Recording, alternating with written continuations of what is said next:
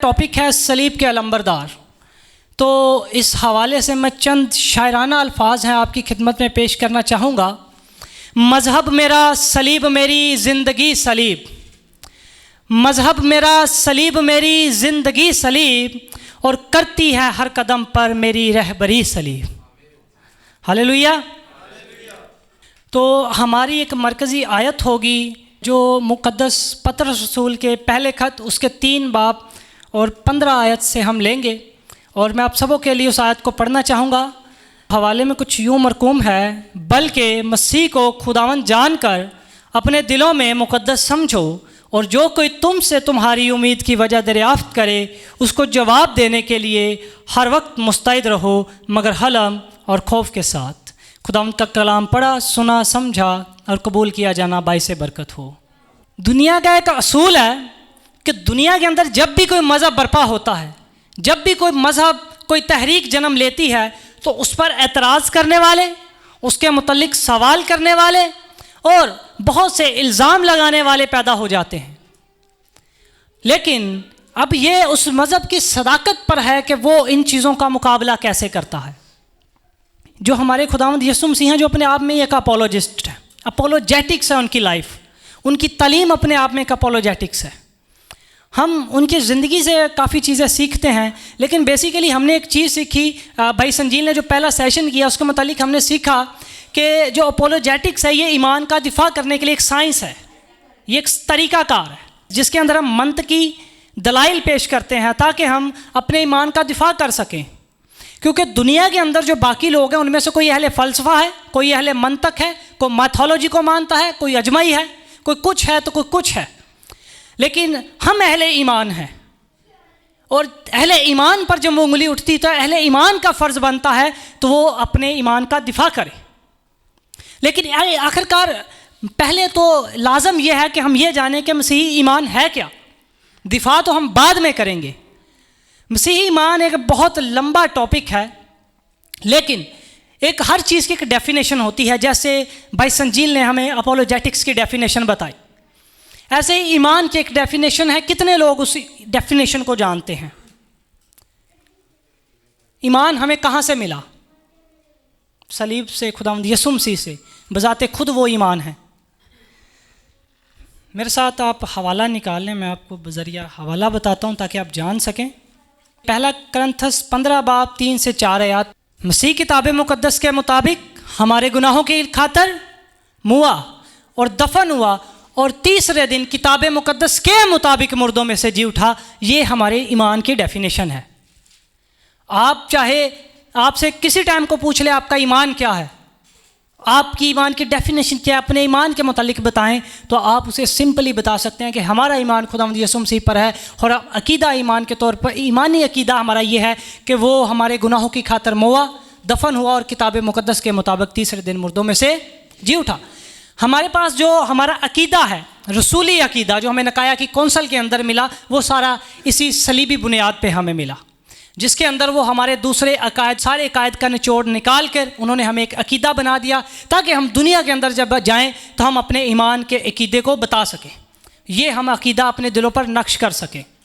ईमान एक ऐसी चीज़ है जो ना तो जादू टोने से मिला, ना ही बहुत ज़्यादा रिसर्च से मिला, ना ही बहुत ज़्यादा इल्म मार्फत की तलाश से मिला। ईमान खुदा के फजल से मिला।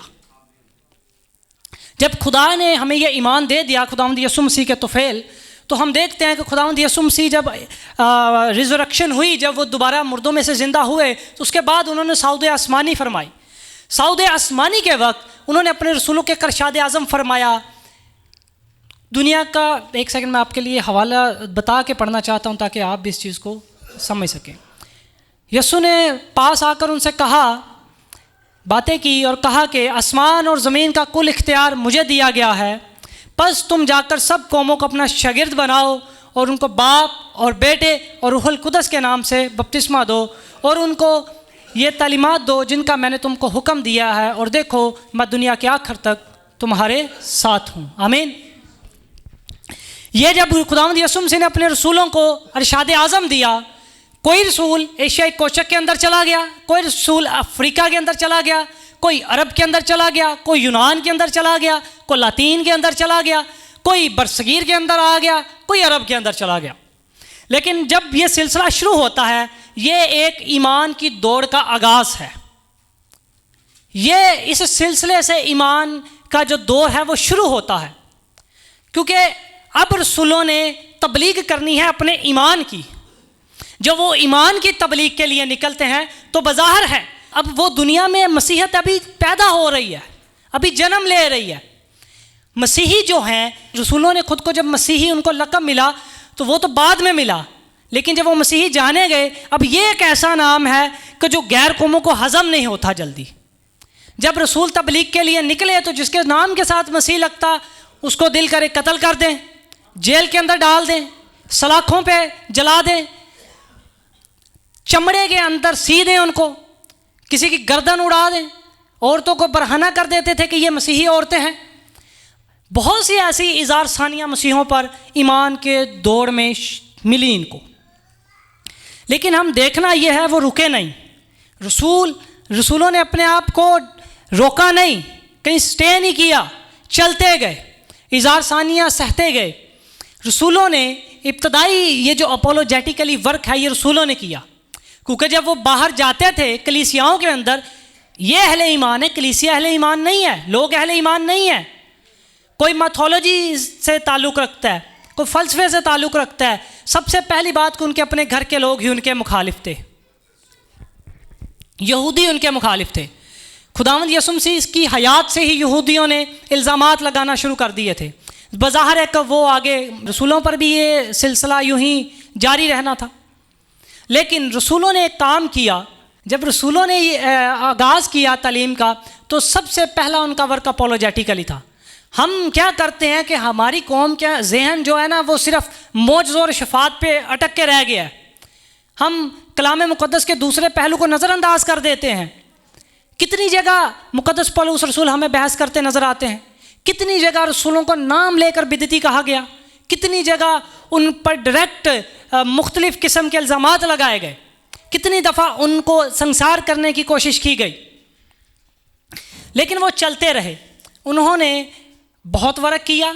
उन्होंने ना कि सिर्फ शिफा दी, ना कि सिर्फ मौजज़े किए, बल्कि उन्होंने उस दौर के अंदर हर एक सवाल, हर एक इल्ज़ाम के मुतल्लिक अपना अकीदा जो बताया, जवाब दिया, ताकि कलीसिया में तरक्की हो और मसीही ईमान लोगों तक पहुँचे।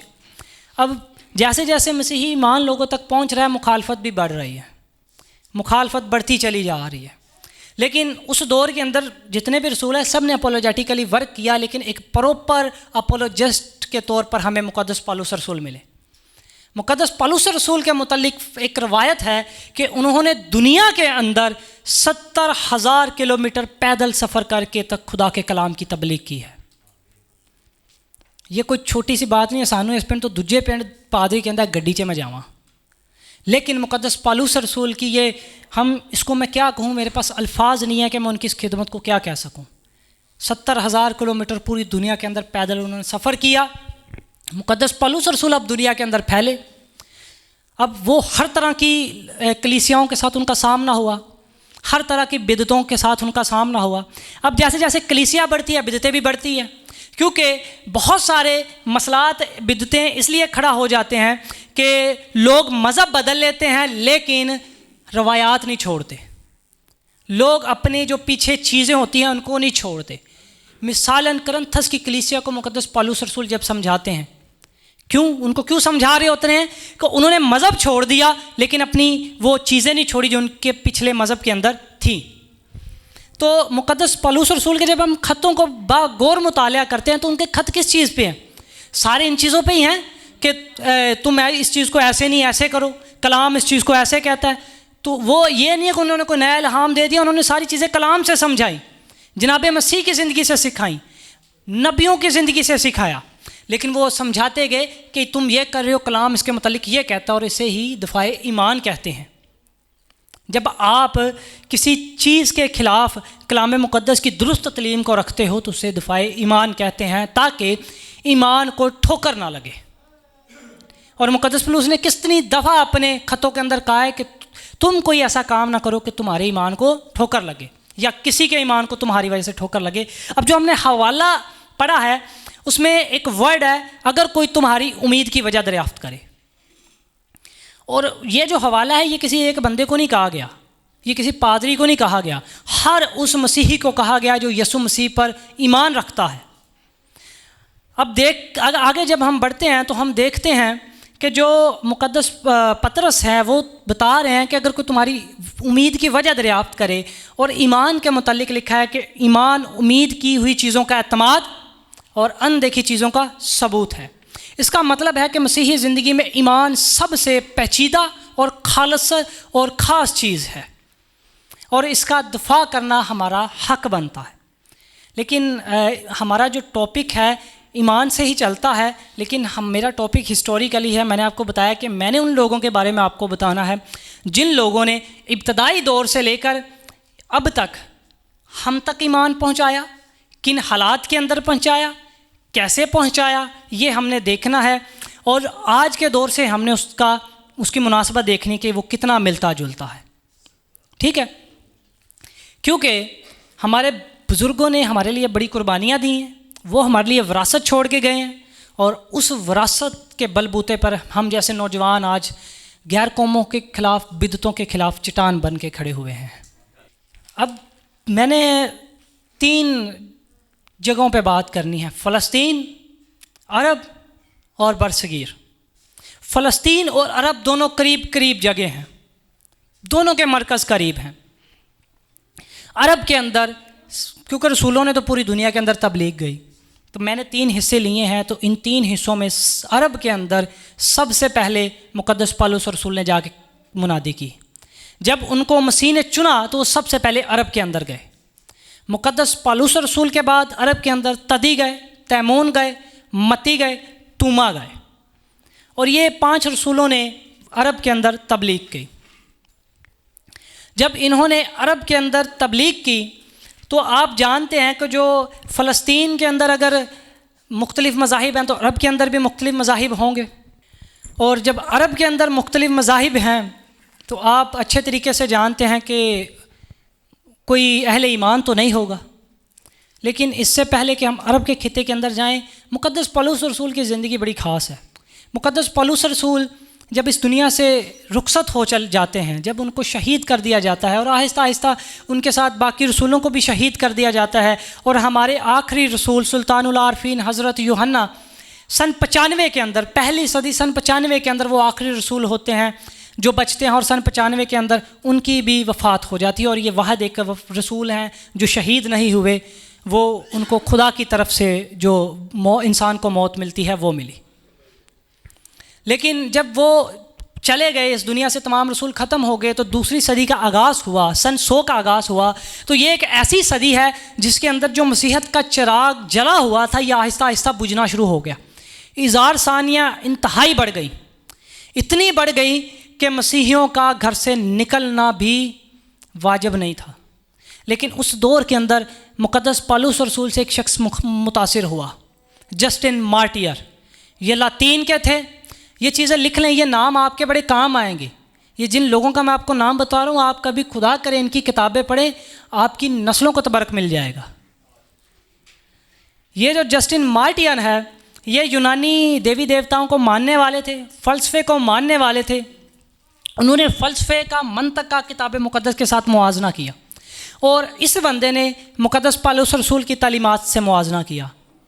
हालांकि खुदावंद यीशु मसीह की तालीमात से भी इसने मुआजना किया, लेकिन इसने देखा कि इसमें तो कोई फ़र्क ही नहीं है, क्योंकि उस दौर के अंदर एक वगबा फैल गई थी कि जो पौलुस है इसने एक अलग मज़हब ईजाद कर दिया है, ये आज तक भी फैली हुई है।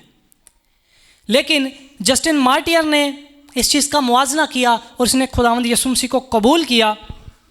और फिर जस्टिन मार्टियर पहली सदी के अंदर और दूसरी सदी के अंदर जस्टिन मार्टियर ने मसीहत के इक़्तिदार को संभाला, मसीहत के दफ़ाए ईमान की जो शाख है इसको संभाल लिया। इलाहियत दान भी हुए, फ़िलासफ़र भी थे ये, लेकिन ये अपोलोजिस्ट के तौर पर भी इन्होंने खिदमत की, और इनकी खिदमत सन 139 से लेकर सन 161 तक रही। और इस दौरान इन्होंने जो किताबें लिखी उनके नाम भी मैं आपको बता देता हूँ, खुदा आपको तौफीक दे, आप पढ़ लीजिएगा। The first and second apologies of Justin martyr.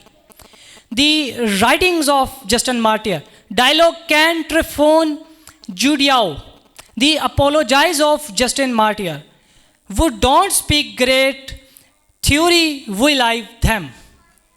ये इनकी किताबें हैं और उस इन किताबों के अंदर मवाद क्या है कि उस दौर के अंदर मसीहत पर जितने एतराज़ात थे, जितने, कोई एक नहीं छोड़ा इस बंदे ने, जितने एतराज़ात थे सब का इंतहाई दलीलाना जवाब दिया।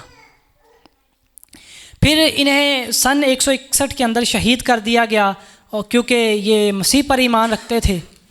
फिर उस सदी के बाद और भी बहुत से इनके शागिर्द उठे, लेकिन हमारे पास टाइम कम है तो मैं मुख्तसराना हर एक शख्सियत का तारुफ करवाऊँगा। फिर तीसरी सदी के अंदर हमें फ़लस्तीन, यूनान, लातीन, इन सब खित्तों पर एक बहुत बड़ा नाम मिला, ओरिजन। ओरिजन बहुत बड़े अलहियात दान थे और इनका जो सबसे बड़ा काम है, मैं सिर्फ आपको वो बताऊंगा। आज के दौर में मसीहत पर एक इल्ज़ाम लगाया जाता है कि बाइबल बदल चुकी है। हर रोज़ जो भी उठता है बाइबल बदल गई है। उस दौर के अंदर इस शख्स ने काम किया, उस दौर के अंदर दुनिया के अंदर 4 तर्जमे बाइबल के मौजूद थे, सेप्टोजिवांट, एकोला, स्मैक्स, थियोडोश। फिर सुन ले, सेप्टोजिवांट, एकोला, स्मैक्स, थियोडोश, ये 4 तर्जमे मौजूद थे। और इस शख्स ने क्या किया, पूरी उस दौर के अंदर जब ये बात फैली कि रसूलों ने बाइबल को बदल दिया है, क्योंकि इसके पीछे एक वजह थी, ये बाइबल पे इल्ज़ाम ऐसे ही नहीं लग गया। रसूली दौर के अंदर 250 से ज़्यादा रसूलों ने गॉस्पल लिखे हैं, खतूत बेतहाशा लिखे गए, लेकिन खुदा के रूह ने जिन चीज़ों की हदायत दी वो चीज़ें इस कलाम मुक़द्दस में हमें मिल गई। इस कलाम में वो चीज़ें हमें हमारे पास मौजूद हैं, लेकिन इल्ज़ाम तो इल्ज़ाम है, अब उसका जवाब देना भी हक बनता है। तो ओरिजन ने क्या किया, इसने तमाम बड़े बड़े इल्ज़ाम लगाने वालों को इकट्ठा किया। ये क्योंकि थियोलॉजन था, इलाहियत दान था, तो इसने उन 4 तर्जमों को सामने रखा। फिर इसने किताब मुक़द्दस के मुत्तन के साथ हरफ बाय हरफ उनका मुआजना किया। जब हरफ बाय हरफ इसने उनका मुआजना किया तो नतीजा ये निकला कि इस बंदे ने बाइबल की सदाकत को दुनिया के पहले नंबर पे साबित किया।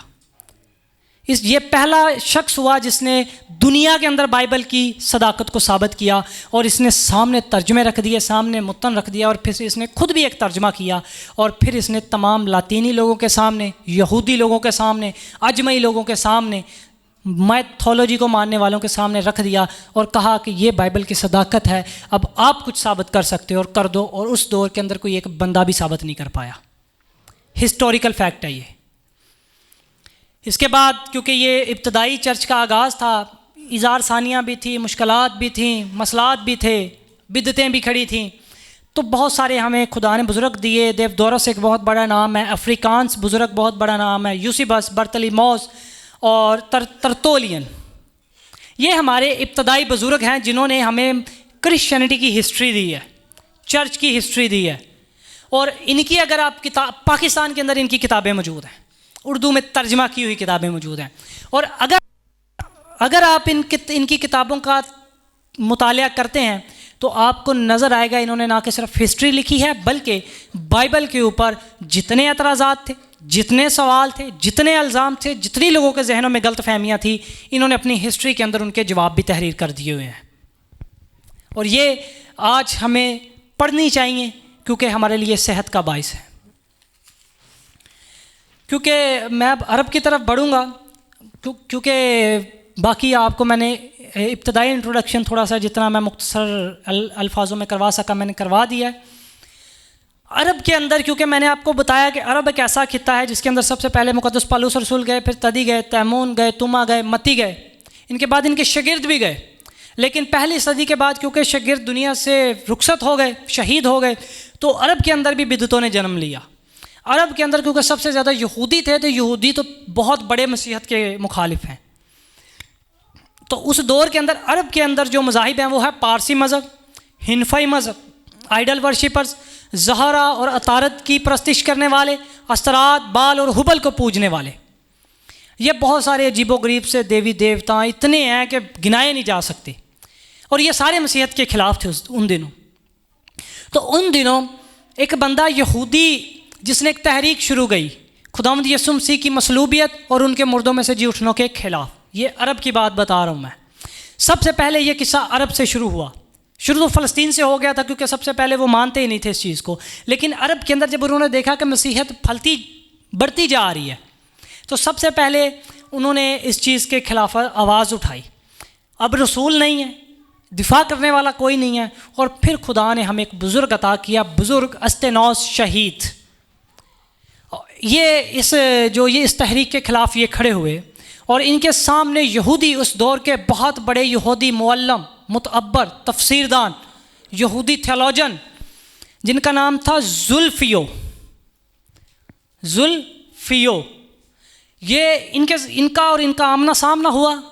क्रूसीफिक्शन और रेजरेक्शन पर इनका मुबाहिसा हुआ और इन्होंने दंदाने शिकन जवाब दिए उनको। हिस्टोरिकल मंतकी, फ़लसफ़ी, और बिल्कुल मैं बयान नहीं कर सकता कि वो दलाइल जब मैंने पढ़े तो मैं दंग रह गया। बाइबल को इस तरीके से बयान किया इस शख्स ने। और उस वक्त इस चीज़ का फ़ायदा क्या हुआ कि यहूदियों का मुंह बंद हो गया और यहूदियों में से इस बंदे की वजह से 5000 लोगों ने मसीहत को कबूल किया उसी मुबाहिसे में। उसके बाद ये दूसरी सदी का शख्स। उसके बाद तीसरी सदी में अरब के अंदर एक शख्स बर्पा हुआ, ओरिजानोस। ये वही ओरिजिन है जिसका मैंने आपको पहले जिक्र बता दिया है। ये पहले अस्कंद्रिया थे, लेकिन बाद में क्योंकि अरब के अंदर तीसरी सदी के अंदर एक मसला शुरू हो गया, बसरा के अंदर मसीही हुकूमत कायम हुई और बसरा के अंदर 15 बिशपी इलाके थे जिनके अंदर बिशप मुकीम थे, बिशप तालीमात दे रहे थे। उनके अंदर एक बिशप थे हेरोतोस। इन्होंने अलूहियत मसीह के ख़िलाफ़ आवाज़ उठाई और इन्होंने कोई 100 के करीब किताबें लिख दी अलूहियत मसीह के ख़िलाफ़। 100 किताबें मायनी हैं। ये पहले शख्स थे जिन्होंने अलूहियत मसीह के ख़िलाफ़ बात उठाई थी अरब के अंदर। और इनके ओरिजानोस को बसरा के बादशाह ने बुलाया कि आप आएँ जनाब, आप इनसे बात करें। ओरिजानोस और इनके दरमियान फिर मुबाहिसा हुआ। ओरिजानोस ने इनसे जब मुबाहिसा किया तो इस शख्स ने उस मुबाहिसे के अंदर अपनी गलती की माफ़ी मांगी और अपने असली मसीही ईमान का इकरार किया। ये फ़ायदा है मुबाहिसे का। अगर ये बंदा मुबाहिसा ना होता तो ये 15 बिशपों तो लै गया सी ना है। 14 बिशप इसके साथ बात नहीं थे कर पा रहे। ये अकेला सब पे भारी था, 100 किताबें लिख के साइड पे बैठा हुआ था। 14 बिशप परेशान थे कि हुण करिए की। लेकिन खुदा ने हमें एक बुज़ुर्ग अता किया और उसने आके अपने ईमान का दिफा किया। उसके बाद बसरा के अंदर ही एक बिद्दत खड़ी हो गई। बिद्दतें जैसे कि भाई अलीशा ने हमें मुतारफ़ करवाया, भाई संजील ने भी मुतारफ़ करवाया बिद्दतों से। एक बिद्दत खड़ी हुई जिनका ईमान ये था कि जब रूह मरती है, जिस्म मरता है तो जिस्म के साथ रूह भी मर जाती है, और जब रूह जी उठेगी आखिरी दिन तो रूह के साथ जिस्म भी जी उठेगा। ये बिद्दत शुरू हुई। इसने बहुत सर उठाया और बहुत से लोगों के ईमान को ठोकर दी। फिर इनको सिकंदरिया से बुलाया गया। ये सिकंदरिया से अरब के अंदर गए और जाके उस बिद्दत के ख़िलाफ़ कलाम मुक़द्दस की दुरुस्त तरीम रखी, और ना कि सिर्फ उस बिद्दत के मानने वालों ने असल मसीही ईमान का इकरार किया, बस कि उस दौर के अंदर उस इलाके में से इस बिद्दत का वैसे ही सफाया हो गया। ये है ईमान का दिफा करने वाले। हालेलुया। उसके बाद जब इस्लाम का आगाज़ होता है, मैं अब इस चीज़ को आगे लेके जाऊंगा। जब इस्लाम का आगाज़ होता है तो क्योंकि अब इस्लाम तुलू हो रहा है, और मैं आपको एक चीज़ बता दूं, सबसे पहले अपने जहन के अंदर से ये चीज़ क्लियर कर लें, दुनिया के अंदर कोई सवाल ऐसा नहीं है जो नया पैदा हुआ हो। हर सवाल, हर इल्ज़ाम, हर एतराज़, हर गलत फहमी इब्तदा से है। और तकरीबन मेरी रिसर्च के मुताबिक अब तक मैं 5000 सवाल पढ़ चुका हूँ जो गैर कौमों की तरफ से इब्तदा से लेकर अब तक किए गए हैं। और जब इस्लाम का आगाज़ हुआ, क्योंकि उस वक्त मसीही और यहूदियों के अरब के अंदर बड़ी मुखालफत थी एक दूसरे के साथ, तो इस्लाम के आगाज़ के अंदर बहुत मसला ख़राब हुआ। मसीहियों के ईमान को ठोकर पहुँचाने वाले बहुत लोग उठ पड़े। उस दौर के अंदर कैथोलिक मिशन से हमें ऐसे बुज़ुर्ग मिले जिनका ज़िक्र मैं अपनी ज़ुबान से नहायत एहतराम के साथ करना चाहता हूँ। Saint John of the Damascus, ST John of Damascus. ये एक ऐसे खुदा ने हमें बुज़ुर्ग दिए, मुअल्लम दिए, ऐसे तफसीरदान दिए, और ये अपोलोजिस्ट ऐसे बने कि इन्होंने उस दौर के अंदर जब तक ये ज़िंदा रहे हैं किसी दूसरे मज़हब की इतनी जुर्रत नहीं हुई कि वो अरब के अंदर मसीहत के ख़िलाफ़ सवाल कर सके। और जब इनको फिर बाद में शहीद कर दिया गया, जब ये शहीद हो गए, फिर मसीहत के पास पीछे कोई इतना ख़ास नहीं था कि क्योंकि अरब के अंदर इस्लामी हुकूमत थी और वो दिन ब दिन बढ़ते चले जा रहे थे। तो उसके बाद सन 825 ईस्वी के अंदर अब्बासी हुकूमत कायम हुई। ये इस्लाम के बहुत, उनको बड़ी कदर की निगाह से देखा जाता है। हज़रत अब्बास रज़ी अल्लाह ताला अन्हा उनका नाम है, और उनके ख़ानदान की हुकूमत जब चली तो उस दौर के अंदर एक बहुत बड़े मसीही कंपैरेटिव स्टडी पर अबू रखने वाले बंदे अब्दुल मसीह वल्द इसहाक कुंदी, ये उस दौर के अंदर बहुत बड़े ओहदे पर फाइज थे अब्बासी हुकूमत के अंदर। अब उनको पता था कि ये मसीही है। फिर अब्बासी ख़ानदान की एक चश्मो चराग जिनका नाम था अब्दुल्ला वल्द इस्माइल हाशमी, इन्होंने अब्दुल कुंदी को ख़त लिखा और इन्होंने कहा जनाब, सबसे पहले इन्होंने अलूहियत मसीह पर एतराज़ किया, फिर उन्होंने एतराज़ किया जी आप तो 3 खुदाओं को मानते हो, तस्लीस पर एतराज़ किया। अब्दुल मसीह साहब ने बड़ा ही तकरीबन, वो मेरे पास वो किताब, वो लेटर्स मेरे पास पड़े हुए हैं, और तकरीबन अब्दुल मसीह साहब ने 250 पेज पे जवाब दिया। लेकिन उसके बाद फिर भी इनकी तसल्ली ना हुई तो इन्होंने कहा जी ये इस चीज़ से ना हटे कि आप 3 खुदाओं को मानते हैं और खुदा वाहिद है, उसका ना तो कोई बेटा है, ना उसने किसी को जना है, और ना ही खुदा ने किसी को जना है। अब चंद जो अब्दुल कुंदी साहब का जो जवाबात थे वो मैं आपको बताना चाहता हूँ, सिर्फ 2 फ़िक्रों में। जब वो कहते हैं कि आप, वो सबसे पहले तो इस चीज़ की डेफिनेशन करते हैं आखिर वहदानियत है क्या। वो कहते हैं कि हम खुदा को 3 एलिमेंट्स की बिना पर वाहिद मानते हैं, अनासर की बिना पर। जिनसियत, ये लिख लें, ये आपकी ज़िंदगी में काम आएगी कि जब आपसे कोई वहदानियत पे बात करेगा आप जवाब दे पाएंगे। खुदा को वाहिद किन वजूहात की वजह से माना जाता है? जिनसियत, नौयत और तदाद। खुदा जिनसियत नहीं रखता, ना वो मेल है ना वो फीमेल है। नौयत यानी कि खुदा की किस्म नहीं है, ठीक है। तदाद में वो एक ही है।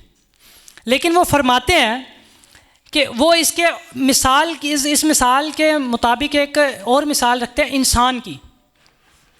वो कहते हैं कि इंसान खून, जिस्म और रूह, खून, पानी और रूह, ये 3 चीज़ें इंसान को कायम रखती हैं, और 3 चीज़ें ही खुदा को कायम रखती हैं। अब जो खुदा वाहिद है ना, वो इंसान तक वाहिद है। मिसाल के तौर पर सहगल एक है तो सहगल के लिए खुदा भी एक ही है, सहगल के लिए खुदा 50 नहीं है। लेकिन वो इससे आगे बढ़ने के से पहले एक जवाब देते हैं, एक उनके सामने एक सवाल रखते हैं। वो कहते हैं कि दुनिया में लाखों लोग हैं, हर इंसान का मानना है कि खुदा एक है और खुदा मेरे अंदर है और मुझसे बात करता है। वो कहते हैं कि जब नमाज़ पढ़ी जाती है तो पूरी दुनिया के अंदर मुख्तलिफ़ जगह पर मुख्तलिफ़ लोग नमाज़ पढ़ते हैं। हर इंसान का ये अकीदा होता है कि खुदा मेरी आवाज़ सुन रहा है। वो कहते हैं खुदा एक है तो फिर वो लाखों की आवाज़ एक टाइम पे अलग अलग कैसे सुन लेता है। वो इस चीज़ को बयान करते हैं, इसका मतलब कि खुदा की वहदानियत के अंदर कसरत पाई जाती है। दलाइल वो बहुत देते हैं, लेकिन मैं एक हवाला रखूँगा जो एक ही हवाला तीनों चीज़ों की तसलीस की जान है। वो हवाला पेश करते हैं, निकाल लें अगर निकाल सकते हैं, 33 ज़बूर उसकी 6 आयत। खुदा के कलाम से आसमान बना और उसकी रूह से उसका लश्कर। आमीन। अब वो कुंदी साहब बयान करते हैं, क्या मुक़द्दस दाऊद ने खुदा का सारा भेद हमें बता नहीं दिया? हवाले के अंदर खुदा है, खुदा के कलाम से आसमान बना और उसकी रूह से उसका लश्कर।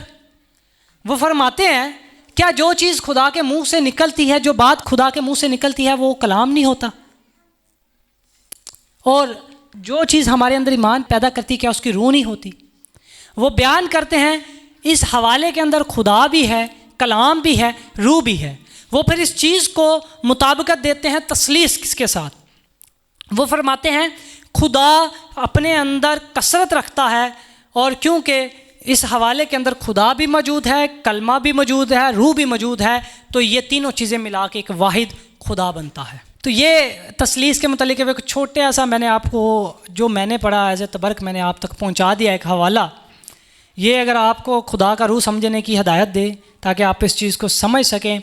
और उसके बाद तो एक बहुत लंबी डिबेट है कि मसीहत का अरब के अंदर क्या हुआ क्या नहीं हुआ, लेकिन ये है कि जब भी जिस सदी के अंदर भी, चाहे दुनिया का कोई भी मुल्क है, कोई भी कंट्री है, कोई भी खिता है, खुदा ने हर सदी के अंदर एक ऐसा बंदा ज़रूर उठाया है जिसने मसीहत के दिफाए ईमान को संभाला है। इसके बाद हम बात करेंगे बरसगीर पर। बरसगीर के अंदर रवायत है कि सबसे पहले मुक़द्दस तूमा ने आके सन 52 के अंदर तबलीग की। बरसगीर एक ऐसा खिता है जहाँ सबसे पहले मुक़द्दस तूमा ने तबलीग की, और आज भी टेक्सला के अंदर, बारामूला के अंदर, ये पाकिस्तान के अंदर ही इनके सारे हिस्टोरिकल एविडेंस मौजूद हैं। आर्कियोलॉजिकल डिपार्टमेंट तो चीख चीख कर इस चीज़ के दलाइल पेश कर रहा है। लेकिन उसके बाद जब मुक़द्दस तूमा रसूल को शहीद कर दिया गया, तो उसके बाद दूसरे हमें मुनाद बरसगीर के अंदर नज़र आए। इनका नाम बहुत मैं एहतराम से लेना चाहूँगा क्योंकि इनके शागिर्द ने दुनिया के अंदर सबसे पहले बाइबल की सदाकत बयान की थी, और उनका नाम मैंने आपको बता दिया है, ओरिजन। ये ओरिजन के उस्ताद थे, इनका नाम था पेंतानूस। और सन 180 के अंदर ये अस्कंदरिया के अंदर एज ए प्रोफेसर मौजूद थे, अलाहियत दान थे, फ़िलासफ़र थे। लेकिन इनको खुदा ने हदायत दी कि ये खुदा की बिशारत बरसगीर के अंदर जाके करें, और ये अस्कंदरिया से चले, अरब से होते हुए सन 183 ईस्वी में बरसगीर के अंदर पहुँचे, और इंडिया के इलाका जहाँ पर आज केरला मौजूद है, या केरला जो भी उसे कहा जाता है, वहाँ पर इन्होंने कलाम खुदा की बिशारत दी। ये बरसगीर की जो मैं आपको हिस्ट्री बताने लगा हूँ, ये आज की हमारे इस टॉपिक की जड़ है, ये आज की हमारे इस टॉपिक की बुनियाद है, और इसी पर मैं आप सबों को नतीजा अखज़ करके बताऊँगा। अब जब ये अरब के अंदर बरसगीर के अंदर ये सिलसिला शुरू हुआ मसीहत का, तो इसके बाद बड़ी कलीसियाएँ, बड़ी बादशाही दौर शुरू हुए, बहुत कुछ हुआ। ये बहुत लंबी चौड़ी एक हिस्ट्री है। लेकिन जब हम 15वीं सदी के अंदर आते हैं, तो 15वीं सदी के अंदर सबसे पहले पुर्तगाली हुकूमत कायम हुई गोवा के अंदर, वो मसीही हुकूमत थी। और यहाँ लाहौर की तरफ, पंजाब की तरफ बाकी जो बरसगीर है, इसके ऊपर अकबर बादशाह मुकीम था, वो बाकी बरसगीर को संभाले हुए था।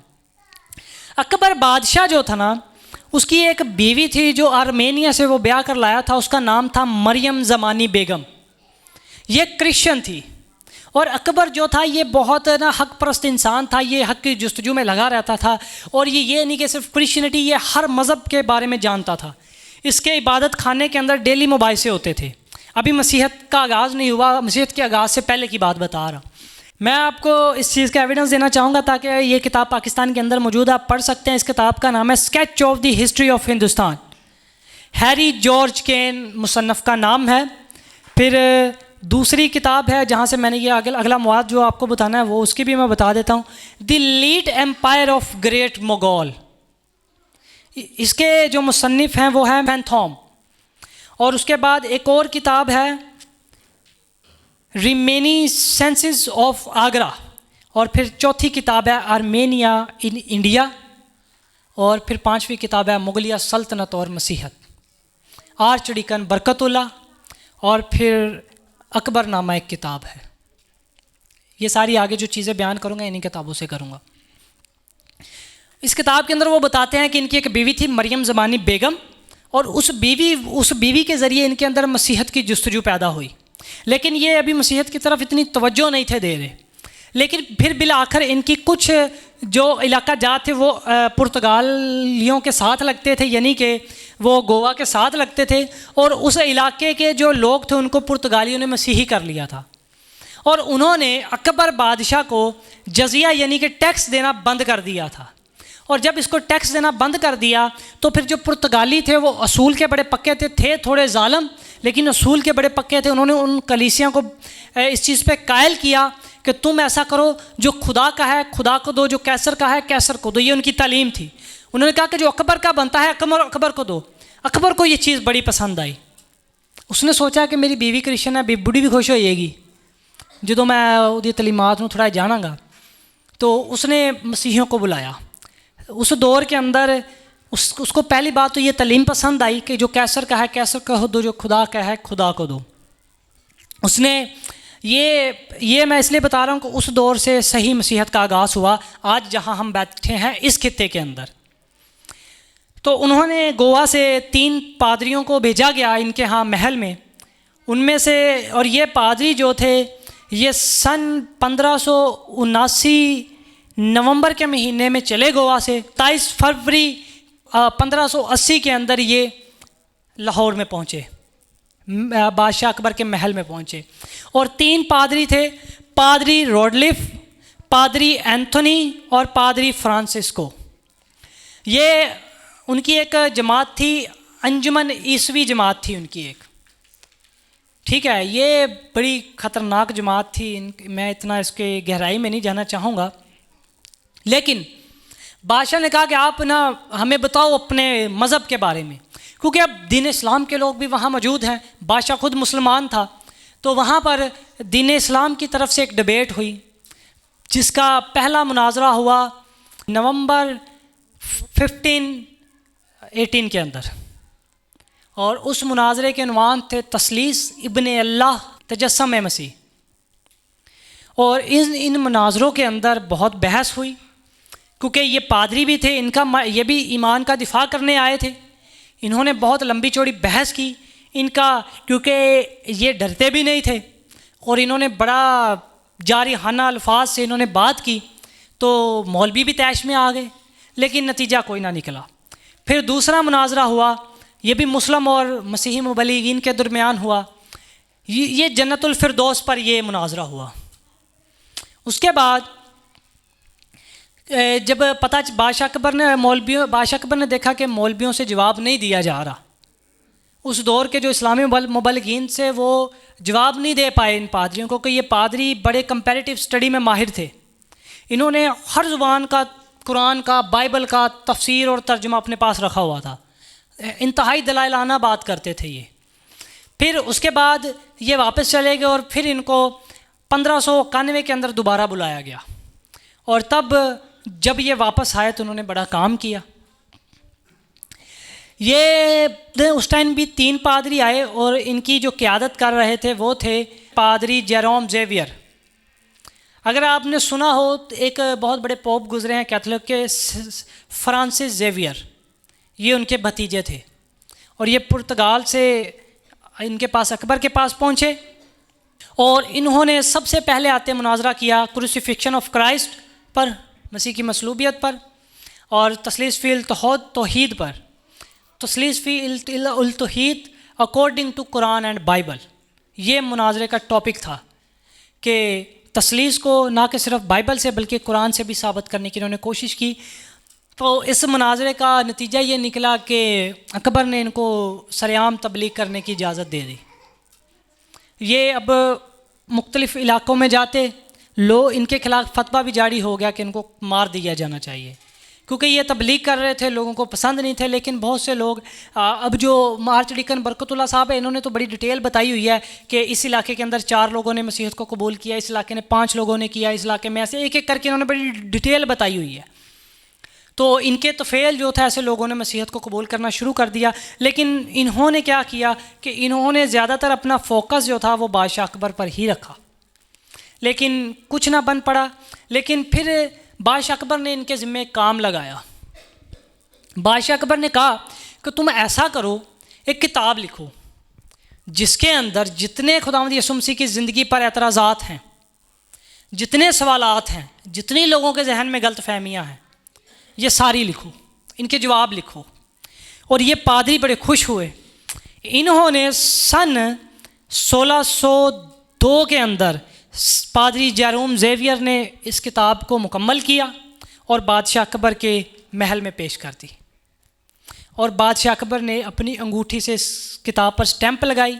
ये किताब आज भी मौजूद है, इंग्लिश के अंदर भी है, मेरे पास भी मौजूद है, और फ़ारसी के अंदर भी। इस किताब का नाम है मिरातुल क़ुद्दूस। और ये एक किताब है, मुझे इंग्लिश तो नहीं आती लेकिन गूगल है, मैं ट्रांसलेट करके थोड़ी जी पढ़ी है। दलाइल एहदे च भी बड़े कमाल दे ने और इंतहाई मंतकी दलाइल है, ठीक है। और उसके बाद फिर एक और किताब इस किताब से पहले लिखने के लिए पादरियों को दी गई, जो सन 1597 के अंदर इन्होंने लिखने के लिए दी उन्हें। उस किताब का नाम है चश्मा-ए हयात। ये किताब इंतहाई बड़ी थी, इतनी बड़ी किताब थी कि ये आज मौजूद है, ये भी इंटरनेट से भी आपको मिल जाएगी, चश्मा-ए हयात। और इस किताब के 5 हिस्से थे। पहला हिस्सा था खुदा ने किस मज़हब के ज़रिए अपना मुकाशफा ज़ाहिर किया। इस किताब के अंदर पहले हिस्से में ये बहस थी। दूसरे हिस्से में मुक़द्दस यसू के कुरानी खुतबात, कलमतुल्लाह और रूहुल्लाह की बाइबली तफसीर बयान की गई है। तीसरे हिस्से में इस्लाम और मसीहत की तलीमात का मुवाजना, और फिर मसीहत तमाम मज़ाहिब में अफजल है। ये 4 से 5 टीचिंग इसके अंदर मौजूद थी, और इन टीचिंग के ऊपर ये बहुत बड़ी किताब तहरीर की गई। इस किताब ने, ये किताब 1609 के अंदर बादशाह की वफ़ात के पहले कर दी गई थी, लेकिन इसका फ़ारसी तर्जुमा एक अब्दुल सत्तार नाम बंदे ने किया था 1609 के अंदर। और जब इसका तर्जमा किया गया तो ये किताब पूरी दुनिया के अंदर बड़ी मकबूल हुई। इसने बड़ा इनकलाब पैदा किया। बहुत से उस वक्त इस किताब के ज़रिए बहुत से आलम परेशान हुए, मुफस्सरीन परेशान हुए गैर क़ौम के, और बहुत से मसीहियों को इससे इस्तिफ़ादा हासिल करने का मौका मिला। लेकिन इसके बाद एक बंदे ने, इस्लाम के अंदर से एक बंदे ने इस किताब का जवाब लिखा। इंतहाई दलीलाना उस बंदे ने जवाब लिखा, और उसका नाम था अहमद बिन ज़ैनुल आबदीन। और इस बंदे ने किताब लिखी आईना हक नमा रद्द मज़हब नसारा। आईना हक नमा रद्द मज़हब नसारा। अब ये किताब पहले बहुत बड़ी, अब सोचे इसका जवाब कितना बड़ा होगा। अब जब इस्लाम की तरफ से किताब लिखी गई तो पूरी दुनिया के अंदर इस्लाम की बहुत अच्छायत हुई। इस किताब के वसीला बहुत से मसीही परेशान हुए, क्योंकि बरसगीर के अंदर इससे बड़ी किताब नहीं लिखी गई थी, और जब चश्मा हयात से बड़ी अभी तक बरसगीर में किताब नहीं थी लिखी गई। अब चश्मा हयात के जवाब में इस्लाम की तरफ से किताब लिखी गई तो मसीही परेशान। फिर एक बंदा, उनका नाम मैं बड़े अदब से लेना चाहूँगा क्योंकि इनकी जो आगे खिदमत का नतीजा निकला वो तो मैं कमाल है, खुदा का बहुत फजल है उस खिदमत के अंदर। ये पादरी, फ्रांसीसी पादरी थे जिनका नाम था पादरी फिलिप। इन्होंने 1623 के अंदर इस किताब का जवाब लिखा। इस किताब का नाम उन्होंने रखा जवाबुल जवाब। अगर आप गूगल पे जाएंगे इस किताब के उर्दू तर्जमे के कुछ सफ़े आपको मिल जाएंगे। बाकी ये किताब बाइंडिंग के अंदर किसी के पास पड़ी है वो नहीं देता, किसी के पास, जिसके पास है वो नहीं देते। पढ़ने के लिए मिल जाए तो मिल जाए, लेकिन पर्सनल तौर पे कोई नहीं देता। और ये जो किताब है, जिस दिन ज़ैनुल आबदीन ने ये किताब पढ़ी, ये उसी दिन खुदावंद यीशु मसीह को इन्होंने कबूल कर लिया। ये अब एक चीज़ सोचने वाली है, मसीहियों ने किताब लिखी, मसीहत के ऊपर लगे गए सवालात का जवाब दिया। जब उनका जवाब दिया तो इस्लाम की तरफ से एक आलम उठता है, वो उनके जवाब में जवाब दे देता है। फिर मसीहत से एक बंदा उठता है, वो उन जवाब के जवाब में जवाब लिखता है, और फिर वो बंदा इस्लाम छोड़ के मसीहत कबूल कर लेता है। अब आप सोचें कि अगर उस दौर के अंदर ईमान का दिफा ये बंदा ना करता तो कितने मसीही के ईमानों को ठोकर लगती, कितने मसीही अपने ईमान से मुनकर होते। लेकिन ये खुदा का फ़ज़ल है। मैंने कहा हर सदी के अंदर खुदा एक बंदा ऐसा बर्पा करता है जो दुनिया के अंदर ईमान की इशायत कर देता है। उसके बाद फिर बहुत दौर चला, मसीहत कम भी हुई, बड़ी भी। मसीहत पर फिर एक बुरा लम्हा भी आया। उसके बाद फिर बरतानवी दौर आ गया, और उन्होंने जो किया आप लोगों ने हिस्ट्री के अंदर पढ़ा ही है। लेकिन 1813 के अंदर एक एक्ट पास करवाया गया लॉर्ड मेंटो के तहत, जो एंग्लिकन चर्च ने पास करवाया। एंग्लिकन चर्च को कितने जानते हैं? Church of Pakistan. ये चर्च ऑफ पाकिस्तान को कहा जाता है। ये सारा प्रोटेस्टेंट चर्च को एंग्लिकन चर्च कहा जाता है। इन्होंने कहा जी, बरतानवी हुकूमत थी, इन्होंने कहा जी हम पूरे बरसगीर में मसीहत को फैलाना चाहते हैं। ये आए, इन्होंने बरसगीर के अंदर मसीहत को फैलाना शुरू किया। और बरसगीर के अंदर क्योंकि मसीहत के ख़िलाफ़ किताबों का लिखने का सिलसिला शुरू हो चुका था, बाइसों का मुनाजरों का सिलसिला शुरू था, तो जो सबसे बड़ा काम किया मसीहियों में से पादरी कार्ल गोttlieb फंडर, सीजी फंडर भी इन्हें कहा जाता है, ये आए। ये इतना पढ़ा लिखा बंदा था, इसने 19वीं सदी के अंदर तमाम मसीही एतराज़ात को लिया और लिखना, उनका जवाब लिखने शुरू कर दिए। इस बंदे ने फिर किताब लिखी मीज़ानुल हक़, बड़ी मकबूल हुई वो किताब। जब वो किताब मकबूल हुई तो ज़ाहिर है दीन इस्लाम के लोगों को फ़िक्र तो होनी थी, क्योंकि हर मज़हब के बंदे का हक़ बनता है कि अपने ईमान का दिफा करे। हर बंदा करने की कोशिश भी करता है, और गैर कौमें हमसे ज़्यादा करती हैं, हम कम करते हैं। हमारे मसीही बहुत कम कोशिश करते हैं, गैर कौमें ज़्यादा करती हैं। अब उस दौर के अंदर जब पादरी सीजी फंडर ने आके ये इक़्तिदार संभाला तो इस्लाम की तरफ से भी एक बहुत क्योंकि एक बहुत बड़े आलम उठे, क्योंकि उस दौर के अंदर सीजी फंडर एक ऐसा मसीही आलम था जिसने पूरे बरसगीर के आलमों को पछाड़ दिया था इल्म के मामले में। कोई जवाब नहीं दे पाता था इसके सवालों के, ना हिंदू ना सिख ना कोई मज़हब इसके सामने टिक ही नहीं था पा रहा। तो इस्लाम के अंदर से एक बंदा उठा जिसने इसको चैलेंज कर दिया, सैयद आल हसन मोहानी। इसने मुनाजरे के सिलसिले का शुरू किया। इस मुनाजरे के बाद फिर एक दूसरे इस्लामी मुबल्लिगीन, 2 मुबल्लिगीन आए, और इनको इस्लामी दुनिया के अंदर बड़ी कदर के निगाह से देखा जाता है, क्योंकि ये एक वाहद थे जिन्होंने मुनाजरा किया पादरी फंडर के साथ। क्योंकि पादरी फंडर के पूरी दुनिया को हिला दिया था पादरी फंडर ने अपने दौर के अंदर। और वाकई अगर आप उसकी किताबों को पढ़ेंगे तो आप भी मानेंगे कि वाकई खुदा ने किसी को मुकाशफा अता किया था। तो इसके मुखालिफ खड़े हुए जनाब मौलाना रहमतुल्लाह किरानवी साहब, और उनके साथ थे मौलाना डॉक्टर वज़ीर ख़ान। डॉक्टर वज़ीर ख़ान खड़े हुए। अब ये मुनाजरा 3 साल तक चला, और इस मुनाजरे के अंदर 2 शख्सियात थी जिन्होंने पादरी फंडर के ख़िलाफ़ कुरानी तकारीर की थी सामने मुखालिफ। लेकिन इस मुनाजरे का जो नतीजा है वो आप लोगों को हैरान कर देगा, और उसके बाद जो मसीहत की इशायत है वो तो इससे भी ज़्यादा हैरान कर देगी।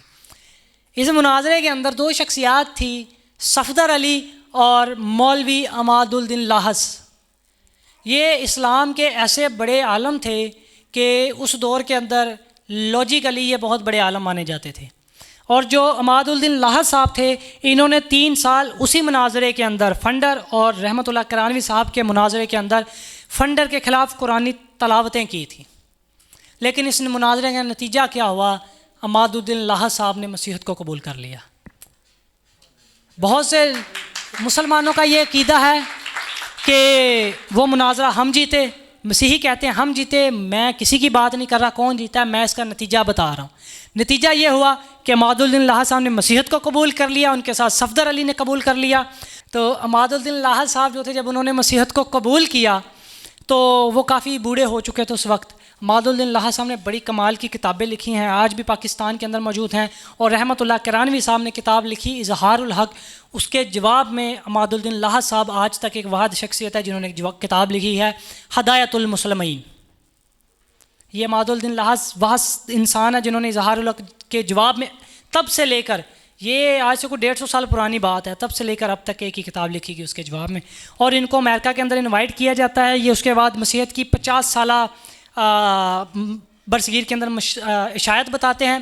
और ये उनका लेटर है, क्योंकि वो तो अमेरिका गए नहीं थे, ये उनका लेटर है जो वो उन्होंने लिखा था आज से कोई 150 साल पहले लगा लें कि अमेरिका को लिखा।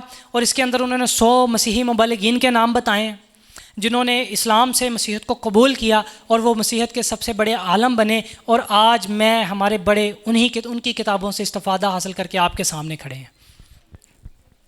अब ये जो हिस्टोरिकली मैंने आपको चीज़ें बताई हैं, इसका मकसद क्या है? इब्तदा से लेकर अब तक सारे मर गए हैं, सारे शहीद हो गए हैं, उनका मवाद पड़ा है, उनके सोर्सेस पड़े हैं, वो हमें विरासत के अंदर कुछ दे के गए हैं। ये जो आपके पास ईमान पहुंचा ना बरसगीर के अंदर, ये कोई हवा में उड़ के नहीं आ गया, ये उनके खून के ऊपर तैरता हुआ आपके पास पहुंचा है। ये कोई जादू टोने से नहीं आपको मिल गया। और ये जो मैंने बादशाह अकबर के दौर में पादरी बताए, ये सारे भी शहीद ही हुए हैं। जिस बंदे ने भी मसीही दुनिया के अंदर आलम बना है, वो सादा मौत नहीं मरिया, शहीद ही होया है, उसको शहादत ही नसीब हुई है। और मैं मानता हूँ कि ये सबसे अच्छी मौत है, क्योंकि रसूलों को ये आई। तो पादरी साहब जब इन आलमों का जिक्र करते हैं तो बड़ा आलमाना और बड़ा अच्छे तरीके से वो जिक्र करते हैं। लेकिन सवाल ये है आप सबों के लिए कि हमें तो विरासत मिल गई, आप अपनी नस्लों के लिए क्या विरासत छोड़ के जा रहे हैं? हमारा जहन, मैंने शुरू में बात की, हमारा जहन अटका हुआ है क्रूसेड्स पर, शफात है ते मौजज़े आते। आप मुझे एक चीज़ बताएं, ये बंदे मौजज़े नहीं थे करते? इनमें से कोई प्रॉपर अपोलोजिस्ट नहीं है। एक दो हैं प्रॉपर अपोलोजिस्ट, सारे थियोलॉजन हैं, डॉक्टर हैं, सारे आम चर्चिस के पादरी हैं। कोई इवेंजलिस्ट है, कोई चरवाहा है, कोई उस्ताद है, कोई नबी है, कोई रसूल है, मुख्तलिफ खिदमात हैं इनके पास। लेकिन हमारा हवाला क्या था? किसी को याद है जो मैंने सबसे पहले हवाला पढ़ा? पहला पतरस 3:15 आयत कि अगर कोई तुम्हारे ईमान उम्मीद की वजह दरियाफ्त करे तो जवाब देने के लिए हर वक्त तैयार रहो, मुस्तैद रहो, लेकिन हलम और खौफ के साथ। तो वो जो जनाब पतरस है वो हमें बता रहे हैं कि वो किसी पादरी को नहीं कह रहे, वो किसी आर्च डीकन को ही नहीं कह रहे, वो किसी आलम को ही नहीं कह रहे, वो हर एक मसीही को कह रहे हैं कि अपना अगर कोई तेरे ईमान बारे पूछे तो उन्हें जवाब दो। हम जवाब क्यों नहीं देते? कि साढ़े अंदर खौफ है, डर जाने हैं। पहली चीज़ हमारे अंदर खौफ है, दूसरी चीज़ हमारी नस्लों को तलीम और इलम का शौर नहीं है, शौक नहीं है, तीसरी चीज़ साढ़े ज़हन के अंदर वड़ गए ने शफात मौजज़े। रसूलों ने मौजज़े नहीं किए, गुजरते थे साए से लोग मुर्दे ज़िंदा हो जाते थे। लेकिन रसूलों की तहरीरें पढ़ते हैं हम। आज अगर मुक़द्दस पौलुस रसूल के ख़त ना होते, आप अंजील को समझते? अंजील को कितने तफसीराना अंदाज से उन्होंने बयान किया है, इतनी खूबसूरती से उन्होंने बयान किया है। क्या मुक़द्दस पौलुस रसूल ने कम मौजज़े किए हैं, कम शफ़ाएँ दी हैं? लेकिन क्या है, ईमान के दिफा पे काम किया है ताकि मसीही बिशारत बढ़े।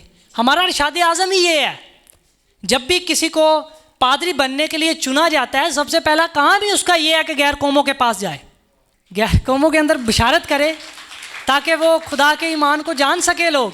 हम तौबा का मजमून उठा लेते हैं, जो मसीह होते हैं उनको दोबारा मसीह करना शुरू कर देते हैं। ठीक है, आज मुल्क पाकिस्तान के अंदर हमारा बहुत बुरा हाल है।